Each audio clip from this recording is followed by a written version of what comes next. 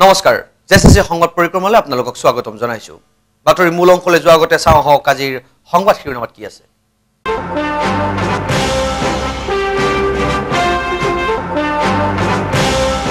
ক্ষেত্ৰীত পুলিচৰ দ্বাৰা চলন্ত বাছত বোমা উদ্ধাৰ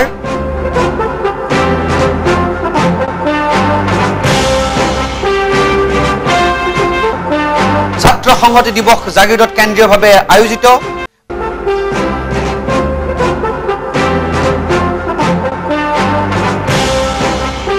বিশ্ব পৰ্যাবৰণ দিৱসত পৰিৱেশ ভাৰসাম্যতা সম্পৰ্কে জনসভা অসম বিজ্ঞান সমিতিৰ উদ্যোগত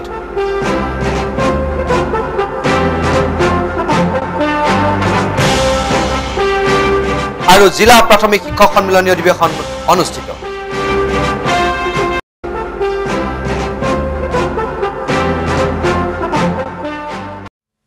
এতিয়া খবৰ বিতংভাৱে সোমবাৰে বিয়লি প্ৰায় 4 বজাত ক্ষেত্ৰী আৰক্ষীয়ে তালাচী অভিযানৰ কালত ৰাষ্ট্ৰীয় ঘাইপথত চলন্ত বাছ এখনৰ ভিতৰৰ পৰা উদ্ধাৰ কৰে প্ৰায় 1 কিলোগ্ৰাম ওজনৰ এটা আইইডি বোমা ক্ষেত্ৰী থানাৰ ভাৰপ্ৰাপ্ত বিষয়া তুষেশ্বৰ বৰাৰ নেতৃত্বত আৰক্ষীৰ এটা দলে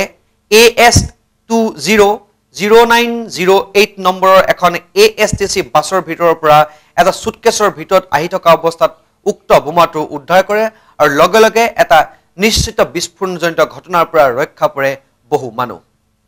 বিশেষ সূত্ৰৰ যোগে এখন বাছত এটি বোমা আহি থকাৰ খবৰ পোৱাৰ লগে লগে আৰক্ষী প্ৰশাসন হস্তম হৈ পৰে উক্ত ASTC বাছখন সোণাৰীৰ পৰা গুৱাহাটী অভিমুখে আহি আছিল আৰু বোমাটো উদ্ধাৰৰ পাছত গুৱাহাটীৰ পৰা অহা বিশেষ বোমা বিশেষজ্ঞৰ দলে ইয়াক নিষ্ক্ৰিয় কৰে উক্ত বাছখনৰ 27 জন আৰোহী আছিল গতিকে নিশ্চিতভাৱে এই 27 জন যাত্ৰীৰ প্ৰাণ ৰক্ষা পৰিল বুলি ক'ব পৰা যায় আৰক্ষীয়ে বোমাটো উদ্ধাৰৰ লগে লগে বাছখনৰ সকলো যাত্ৰীক আবদ্ধ কৰি ফুটপুছ কৰে অৱশ্যে বৰ্তমানলৈকে আৰক্ষী তদন্তৰ ফলাফল জানিব পৰা হোৱা নাই বোমাটো ইমানে শক্তিশালী আছিল যে বিস্ফোৰণৰ সময়ত বোমাটোৱে বাছখন ছিন্ন বিচ্ছিন্ন কৰি পেলালেহেঁতেন নিখণ্ডেহে আৰক্ষীৰ এই সফলতাত সকলোৱে ধন্যবাদ জ্ঞাপন কৰিছে জেচিচি সংবাদৰ আগত বাছখনত অহা কেইজনমান যাত্ৰীয়ে মন্তব্য প্ৰদান কৰিলে এইদৰে যোৱাটাৰ পৰা আহি আছোঁ আহি পেলাই বৰ্তমান ক্ষেত্ৰী থানা আৰক্ষীয়ে ৰখোৱাৰ পিছত চেক কৰিছে চেক কৰাৰ পিছত গম পাইছোঁ ইয়াত এটা বম আছে ক্ষেত্ৰী যেতিয়া ৰৈ দিলে বাছখন তাৰপিছত চেকিং আছে চেকিং হোৱাৰ আগলৈকে আমি একো গম নাপাওঁ যেতিয়া আমাৰ বস্তু বাহিনী চব চেক হৈ গ'ল ভিতৰত আকৌ বেগ এটা পালে পাছতে গম পাইছোঁ আমি বেগটো দেখাও নাই কাৰণ ছাইডত আছে আমিতো কোনো নেচাওঁৱেই কি আছে বাছত কি আছে মানে ওপৰৰ কিটো বেগ আমি একো মানে হেৰি কৰা নাই আমাৰ মানে ল'ৰা ছোৱালী পেলাই আমি ব্যস্ত আছোঁ চবকে নমাই দিলে তাৰপিছত চেক কৰোঁতে পালে বস্তুটো নাই মোৰ আৰু এজনী লেডি আছিলে পিছত আমাৰ দুটা চিটৰ মিডিলত আছিলে উল্লেখযোগ্য যে বোমাটোৰ লগত বোমা বিশেষজ্ঞৰ দলটিয়ে এটি ইলেক্ট্ৰনিক ডেটোনেটৰো উদ্ধাৰ কৰিছে সদৌ অসম ছাত্ৰ সন্থাৰ ছাত্ৰ সংহতি দিৱসটি জাগিৰোড উচ্চতৰ মাধ্যমিক বিদ্যালয়ৰ খেলপথাৰত আজি কেন্দ্ৰীয়ভাৱে আয়োজিত হৈ যায় প্ৰতি বছৰে 10 জুন তাৰিখে শ্বহীদ পুতুল শইকীয়া আৰু শ্বহীদ গজেন এংটিৰ স্মৃতিত অনুষ্ঠিত হৈ আহিছে এই ছাত্ৰ সংহতি দিৱসটি আহকচোন চাওঁ ইয়াৰ ওপৰত যুগুতোৱা আমাৰ এটা বিশেষ আলোকপাত ছাত্ৰ সংহতি দিৱসৰ থলীত আনুষ্ঠানিকভাৱে পতাকা উত্তোলন কৰে সদৌ অসম ছাত্ৰ সন্থাৰ সভাপতি শংকৰ প্ৰসাদ ৰয়ে ইয়াৰ পিছতে শ্বহীদ তৰ্পণ আগবঢ়াই সাধাৰণ সম্পাদক তপন কুমাৰ গগৈয়ে পতাকা উত্তোলন কৰি দিয়া ভাষণত সভাপতি শংকৰ প্ৰসাদ ৰায়ে কয় যে ৰাজ্যখনৰ সামূহিক বিপদৰ সময়ত সদায়েই ছাত্ৰ সমাজে সজোৰে মাত মাতি আহিছে আৰু প্ৰয়োজন সাপেক্ষে আত্মত্যাগেৰেও মাতৃভূমিৰ মান ৰাখি আহিছে ৰাজ্যখনৰ যিকোনো সংকটৰ ক্ষেত্ৰত নেতৃত্ব প্ৰদানৰ ক্ষেত্ৰত ছাত্ৰ সমাজে যাতে পণ গ্ৰহণ কৰিব পাৰে সেই উদ্দেশ্যেৰে প্ৰতি বছৰে ছাত্ৰ সংহতি দিৱস পালন কৰি আহিছে আন্দোলন কৰি আন্দোলন হৈ আছে বিভিন্ন আন্দোলন হৈ আছে আন্দোলনবিলাকৰ বিভিন্নজনে প্ৰাণ আহুতি দিছে এই আন্দোলনবিলাক সমস্যাবিলাক এতিয়ালৈকে সমাধান হোৱা নাই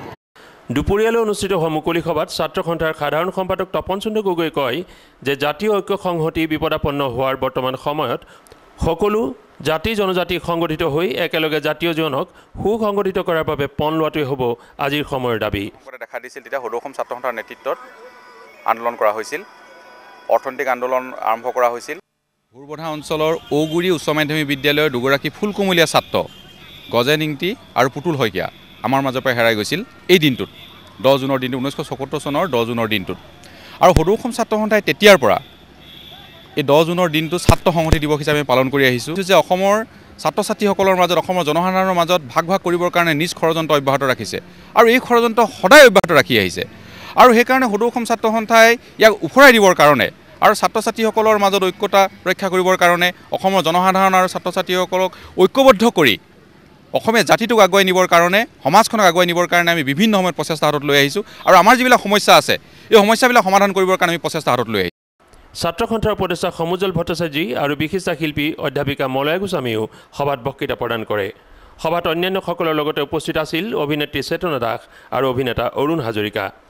ইয়াৰ উপৰি সভাখনিত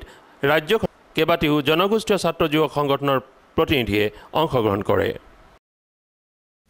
বিশ্ব পৰিৱেশ দিৱসটি যোৱা 5 জুন তাৰিখে জাগিৰোডৰ বিভিন্ন অনুষ্ঠানৰ মাধ্যমত সফলতাৰে আয়োজিত হৈ যায় এই উপলক্ষত বিভিন্ন শিক্ষানুষ্ঠানৰ ছাত্ৰ ছাত্ৰীসকলৰ মাজত বন বিভাগৰ দ্বাৰা গছপুলিও বিতৰণ কৰা হয় অসম বিজ্ঞান সমিতিৰ জাগিৰোড শাখাৰ উদ্যোগত বিশ্ব পৰ্যাবৰণ দিৱসটি জাগিৰোড মহাবিদ্যালয় প্ৰাংগণত বিশেষ কাৰ্যসূচীৰে আয়োজন কৰা হয় এই উপলক্ষত স্কুলীয়া ছাত্ৰ ছাত্ৰীসকলৰ মাজত এখনি চিত্ৰাংকন প্ৰতিযোগিতা আৰু এখনি থিতাতে লিখা ৰচনা প্ৰতিযোগিতাৰো আয়োজন কৰা হয় দিৱস উপলক্ষত পুৱা অসম বিজ্ঞান সমিতিৰ পতাকা উত্তোলন কৰে সমিতিৰ শাখাৰ সভাপতি জাগিৰোড মহাবিদ্যালয়ৰ ভূগোল বিভাগৰ অধ্যাপক ৰুদ্ৰ দাসে দুপৰীয়ালৈ অনুষ্ঠিত মুকলি সভাত অসম চৰকাৰৰ ভূতপূৰ্ব পাব্লিক এনালিষ্ট তথা স্থানীয় নালন্দা একাডেমীৰ অধ্যক্ষ ডক্টৰ KL চক্ৰৱৰ্তীয়ে পাৰিপাৰ্শ্বিক তন্ত্ৰৰ সংৰক্ষণৰ গুৰুত্বৰ সম্পৰ্কত এটি মূল্যৱান জনপ্ৰিয় ভাষণ প্ৰদান কৰে তেখেতৰ ভাষণত ডক্টৰ চক্ৰৱৰ্তীয়ে উন্নয়ন সম্পৰ্কীয় বহুবোৰ কৰ্মকাণ্ডৰ ফলশ্ৰুতিত বিশ্বৰ পৰ্যাবৰণৰ ক্ষেত্ৰত দেখা দিয়া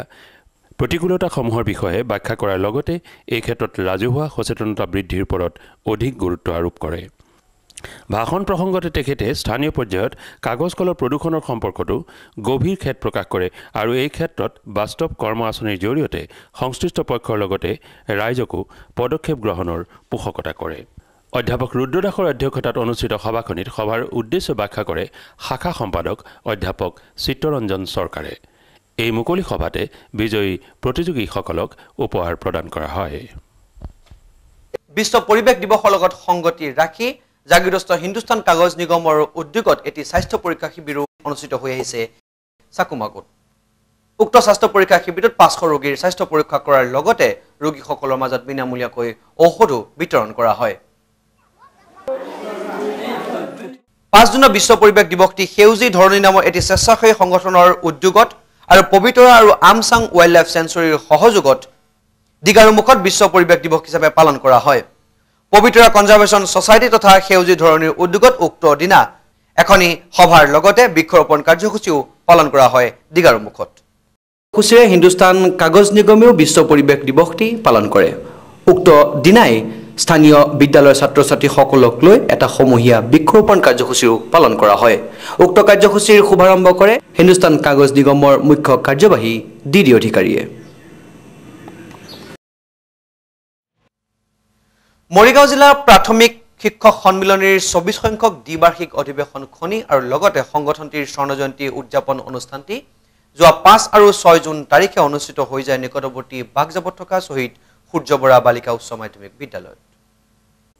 এই উপলক্ষত সন্মিলনীয়ে এটি বৰ্ণাঢ্য সাংস্কৃতিক শোভাযাত্ৰাৰো আয়োজন কৰে শোভাযাত্ৰাটি উদ্বোধন কৰে লোকবাদ্যৰ গৱেষক ডক্টৰ নৰেন্দ্ৰ নাথ বৰদলৈ এই উপলক্ষত শিশুৰ মানসিক উত্তৰণত চলিত পাঠ্যক্ৰম শীৰ্ষক এক আলোচনা চক্ৰৰ আয়োজন কৰা হয় আলোচনা চক্ৰখনি সঞ্চালনা কৰে প্ৰাক্তন অধ্যক্ষ নৰেন্দ্ৰ নাথ কেওঁতে মুকলি সভাত সন্মিলনীৰ মুখপত্ৰ শিক্ষা ৰশ্মি উন্মোচন কৰে সাংবাদিক প্ৰতাপ হাজৰিকাই সোণালী জয়ন্তীৰ স্মৃতি গ্ৰন্থখনি উন্মোচন কৰে প্ৰাক্তন মন্ত্ৰী বুবুল দাসে সন্মিলনী অধিৱেশনত প্ৰায় 400 প্ৰতিনিধি উপস্থিত আছিল অধিৱেশনত মুঠ 13টি প্ৰস্তাৱ গৃহীত হয়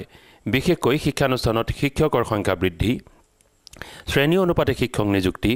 OBB শিক্ষকৰ স্থায়ী নিযুক্তি বকেয়া ধন আদায়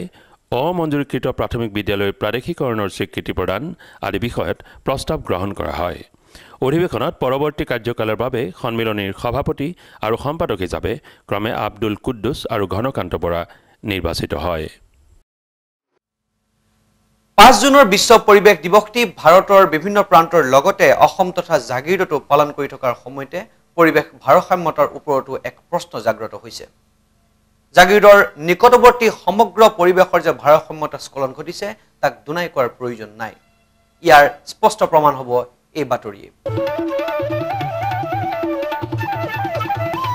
অঞ্চলটোৰ পৰিৱেশৰ ভাৰসাম্যতা যে অভূতপূৰ্ব স্খলন ঘটিছে এই সম্পৰ্কত অশনি সংকেত বহন কৰি 5 জুন পৰিৱেশ দিৱসৰ দিনাই হিলচাঙত জন অৰণ্যৰ মাজতে উদ্ধাৰ কৰা হয় এটা স্লো লৰিছ তথা লাজুকী বান্দৰ জন অৰণ্যত লাজুকী বান্দৰ সাধাৰণতে লাজুকী বান্দৰ সহজে চকুত নপৰে ই হাবিত গছপাত অৰণ্যানীৰ মাজত নিজকে লুকুৱাই ৰাখিহে ভাল পায় কিন্তু হয়তো অঞ্চলটিত অৰণ্যানীৰ অভাৱ হোৱা হেতুকেই এটি লাজুকী বান্দৰ উদ্ধাৰ হয় হিলচাঙত স্লো লৰিছ অথবা লাজুকী বান্দৰ এবিধ অত্যন্ত দুষ্প্ৰাপ্য প্ৰাণী তাৎপৰ্যপূৰ্ণভাৱে অঞ্চলটোত 4 লেন সম্প্ৰসাৰণৰ কাম আৰম্ভ হোৱাৰ দিন ধৰি দুবাৰকৈ স্লো লৰিছ এইদৰে উদ্ধাৰ হ'ল জন অৰণ্যত সন্দেহ কৰাৰ থল আছে যে পথ উন্নয়নৰ কামৰ বাবে ধ্বংসপ্ৰাপ্ত অৰণ্যানীৰ বাবেই ঠাউনি নাইকিয়া হৈছে এইদৰে পশু পক্ষীকুলৰ এনেকি বহু দুষ্প্ৰাপ্য প্ৰাণীৰো লগতে অঞ্চলটোৰ সংৰক্ষিত বনাঞ্চল এলেকাত যে বহু দুষ্প্ৰাপ্য জীৱ বাস কৰিছে তাৰো প্ৰমাণ বহন কৰিছে স্লো লৰিছৰ এই আবিৰ্ভাৱৰ ঘটনাই ইয়াৰ আগতেও কিছুদিন আগতে ক্ষেত্ৰীৰ সমীপত অনাথ স্লো লৰিছ এটি উদ্ধাৰ হোৱাৰ সংবাদ জেচিচি সংবাদৰ জৰিয়তে সম্প্ৰচাৰিত কৰা হৈছিল বাৰী আছিলে তামোল বাৰীতে পাইছিলোঁ বস্তুটো পুৰা দেখিলোঁ চৰাই চিৰিকটি দুটামানে হুলস্থুল লগাই আছিলে চাইছোঁ কি বস্তু এইটো পালমতে চাইছোঁ যে এনেকুৱা এটা বস্তু ক'তো দেখা নাই তাৰপিছত ভাবিলোঁ বস্তুটো নমাই চাওঁ কেনেকুৱা বস্তু কি বস্তু চাব লাগে বুলি তাৰপিছত এডাল বাঁহ লগত নমালোঁ বস্তুটো নমাওঁতে বস্তুটো কষ্ট পালে অলপ তাৰ তেজ উলিয়ালে অলপ তাৰপিছত বহুত মানুহ চালে বস্তুটো দেখুৱালোঁ যে এই বস্তুটো কি বস্তু তাৰপিছত চালোঁ কিনো মানুহ আছে ইমান দেখিলোঁ যে এই জন্তুটো মানে তাত পৰি আছে আৰু সকলো মানুহে মানে চাই বেৰি ধৰি আছে আৰু কিছুমানে মানে বাৰীৰে হওক কিবা মানে টৰ্চৰ কৰি আছে বস্তুটো মোৰ ভাল নালাগিল লগে লগে মই জাগিৰ ৰোডৰ বিদৌচাক ফোন কৰিলোঁ তেতিয়া আপোনাৰ শিলচাঙৰ বিদৌচাক ক'লে ফোন কৰিব ক'লে মই শিলচাঙৰ বিদৌচাকো ফোন কৰিলোঁ ফোন কৰাৰ পিছত তেখেতকে আহিলে আহি চালে ক'লে যে হ'ব এইটো বস্তু একো নাই আপোনালোকে এৰি দিয়ক মই ক'লোঁ যে ইয়াক মেডিকেল ট্ৰিটমেণ্ট কৰক এটলিষ্ট আপোনালোকে নাই সি নিজে নিজে মেডিকেল ট্ৰিটমেণ্ট কৰিব গাঁও অঞ্চলৰ যুৱ প্ৰজন্মক খেলৰ প্ৰতি আগ্ৰহী কৰাৰ লগতে যুৱ প্ৰতিভাক আগুৱাই নিয়াৰ উদ্দেশ্যৰে মায়াং আঞ্চলিক পঞ্চায়তৰ উদ্যোগত যোৱা 8 আৰু 9 জুন তাৰিখে জাগি ভকতগাঁও মিনি ষ্টেডিয়ামত অনুষ্ঠিত হৈ যায় ব্লক পৰ্যায়ৰ এখনি ক্ৰীড়া প্ৰতিযোগিতাৰ উক্ত প্ৰতিযোগিতাত মায়াং আঞ্চলিক পঞ্চায়তত থকা সমূহ গাঁও পঞ্চায়তৰ ভিতৰত 16টা গাঁও পঞ্চায়তৰ যুৱকে এই খেলত অংশগ্ৰহণ কৰে 400 প্ৰতিযোগী আৰু 120 জন সাঁতোৰবিদে অংশগ্ৰহণ কৰা উক্ত প্ৰতিযোগিতাত বিজয়ী হোৱা সকলক অহা 10, 11 আৰু 12 জুন তাৰিখে মৰিগাঁওৰ ক্ষীৰোদ বৰুৱা মিনি ষ্টেডিয়ামত হ'বলগীয়া জিলা পৰ্যায়ৰ খেলত অংশগ্ৰহণৰ সুবিধা লাভ কৰিব